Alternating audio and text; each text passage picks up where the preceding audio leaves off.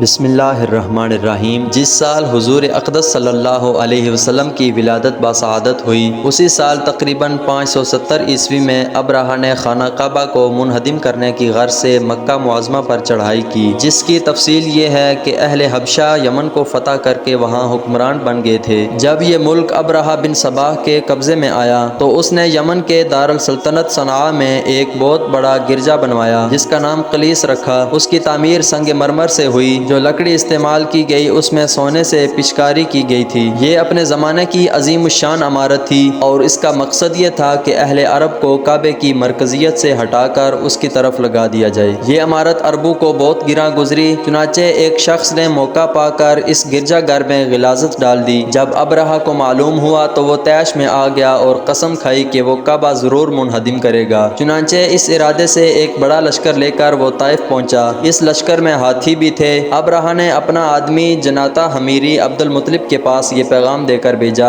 کہ آپ سے جنگ کرنے نہیں آئے، ہم تو کعبہ کو گرانے آئے ہیں۔ عبد المطلب نے جواب دیا، ہم بھی جنگ نہیں چاہتے، کعبہ اللہ کا گھر ہے، وہ خود حفاظت فرمائے گا۔ آپ خود ابرہہ کے دربار میں پہنچے، اسے عزت سے اپنے ساتھ بٹھایا۔ آپ نے اس سے ملاقات میں بھی صاف فرمایا، اس گھر کا جو مالک ہے وہ خود حفاظت کرے گا۔ اس کے بعد آپ مکہ واپس آ گئے اور اہل مکہ کو ہدایت کی کہ وہ مکہ چھوڑ کر پہاڑوں میں نکل جائیں۔ سب نے ایسا ہی کیا۔ عبد المطلب نے کعبہ کے دروازے کا کنڈا پکڑ کر یہ آخری دعا مانگی، اے خدا، یہ بندہ ناچیز اپنے قافلے کی حفاظت کر رہا ہے اور تو اپنے گھر کی خود حفاظت فرما۔ ایسا نہ ہو کہ نصارہ کا صلیب خانہ کعبہ پر بلند ہو جائے اور ان کی قوت تیری قوت پر غالب آ جائے۔ ابرہہ اپنا لشکر لیے غرور میں مست بڑھاتا چلا آ رہا تھا کہ اچانک عذاب الہی کا شکار ہوا۔ کعبہ پر حملہ بھی نہ کرنے پایا کہ دیکھتے دیکھتے سمندر کی سمت سے ابابیل پرندے غول کے غول، چونچوں اور پنجوں میں کنکریاں دبائے نمودار ہوئے اور اس کے لشکر پر کنکریاں پھینکنی شروع کی۔ ایک ایک کنکری گولی بن کر لگی اور دیکھتے ہی دیکھتے پورا لشکر بوس بن گیا۔ نہ وہ ہاتھی رہے اور نہ ہاتھی والے، ان کے عزائم آن کے آن میں خاک میں مل کر رہ گئے۔ یہ واقعہ ولادت بسعادت کے قریب ترین زمانے میں ہوا۔ اس واقعے کے 40 روز بعد آپ کی ولادت ہوئی۔ قرآن حکیم میں اس کا ذکر یوں کیا گیا ہے، کیا تم نے نہیں دیکھا کہ تمہارے پروردگار نے ہاتھی والوں کا کیا حال کیا؟ کیا ہم نے ان کا دو تباہی میں نہ ڈالا اور ان پر گول کے گول پرندے بھیجے جو ان لوگوں پر کنکر کے سنگریزے مارتے تھے،